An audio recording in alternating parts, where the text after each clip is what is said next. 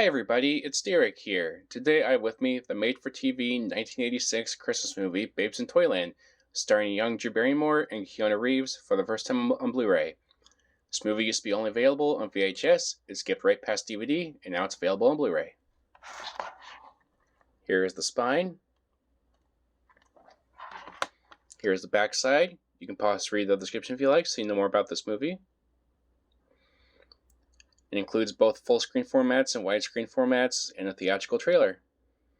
The runtime is 96 minutes. There was an extended cut on TV, but this is the 90-minute cut that's available everywhere. Open it up. You have the DVD on the inside.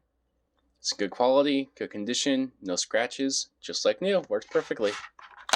Case is in good condition as well. This is one of my all-time favorite movies growing up.